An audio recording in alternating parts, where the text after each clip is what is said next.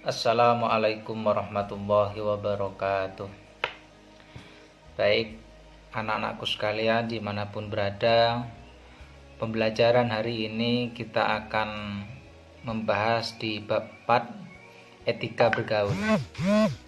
Karena kita adalah makhluk yang sosial, selalu berinteraksi satu sama lain, baik interaksi dengan tetangga, teman, dan orang lain dimanapun itu berada. Oleh karena itu, Islam mengatur bagaimana etika ketika kita bergaul dengan sesama manusia. Yang pertama yaitu kita bergaul dengan orang yang lebih tua. Lebih-lebih itu orang tua kita, lebih-lebih itu adalah guru kita.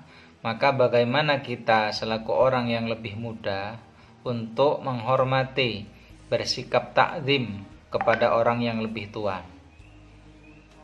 Karena kita mempunyai sifat takzim, maka seharusnya kita mendahulukan hak-haknya orang yang lebih tua dibandingkan dengan keinginan kita.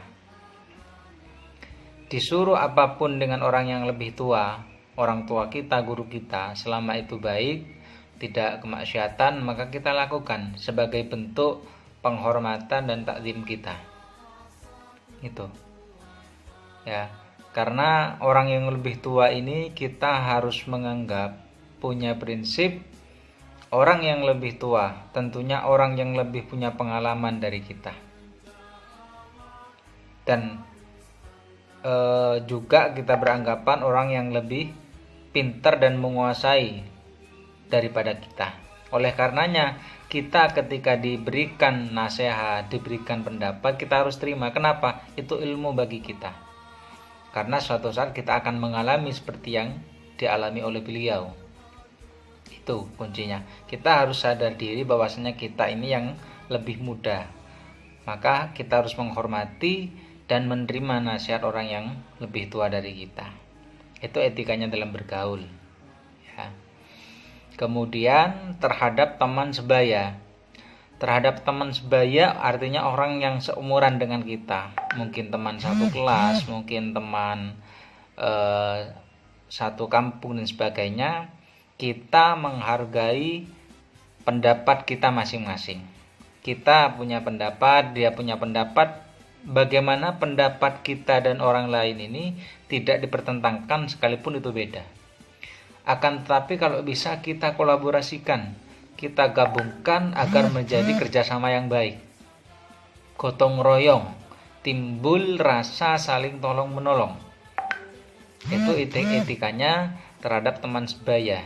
Kita tidak boleh membeda-bedakan ras, membeda-bedakan suku, membeda-bedakan orang miskin atau kaya ketika kita bergaul dengan teman yang sebaya. Kemudian bergaulnya dengan orang yang lebih rendah dari kita, dalam arti lebih rendah umurnya, dalam arti mungkin juga lebih rendah jabatannya. Maka kita harus mempunyai sikap menghargai. Sekalipun yang dilakukan itu belum sempurna, masih belum tuntas, tetap kita hargai karena itu orang yang lebih muda, kita menganggap masih belajar. Kita sebagai orang yang lebih tua mempunyai sebuah tingkah laku yang bersifat menghargai, mengapresiasi apa yang dilakukan oleh orang yang di bawah kita. Bukan bersifat menyalahkan, tapi bersifat untuk membimbing, menasihati.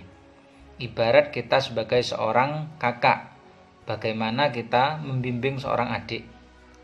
Dan lebih-lebih kita sebagai orang lebih tua menjadi contoh untuk yang lebih muda. Karena yang namanya orang yang lebih muda tentunya sedikit banyak akan meniru orang-orang yang lebih tua darinya. Maka jaga ucapan kita, jaga perilaku kita, utamanya di depan orang yang lebih muda dari kita. Kemudian yang terakhir yaitu bagaimana kita beretika terhadap lawan jenis. Karena di dalam agama kita Islam ada beberapa batasan untuk kita sebagai laki-laki atau perempuan untuk bergaul beretika dengan lawan jenis, dan ini tentunya sesuai dengan syariat Islam.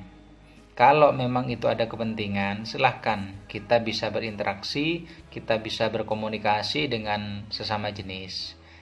Ya, tentunya dengan batasan-batasan yang telah disyariatkan dalam Islam. Ya, itu ketika kita beretika dengan 4 macam orang. Satu tadi yang lebih tua, teman sebaya, yang di bawah kita, dan juga beretika dengan lawan jenis. Intinya, di Islam ini mulai gerak-gerik garuknya manusia, semuanya telah diatur. Kenapa tujuan kita menjaga etika kita terhadap siapapun? Karena Islam sangat menjunjung tinggi nilai akhlak. Sebagaimana Rasulullah juga diutus ke bumi ini juga untuk menyempurnakan akhlak manusia. Ya, makanya Islam itu sangat menjunjung tinggi nilai akhlak. Pinter orangnya tapi kurang akhlaknya, maka tidak ada nilainya. Sanajan dia nggak begitu pinter tapi punya akhlak yang baik, nah ini masih punya nilai yang bisa diunggulkan. Lebih-lebih kok pinter ilmunya, akhlaknya bagus, ini luar biasa.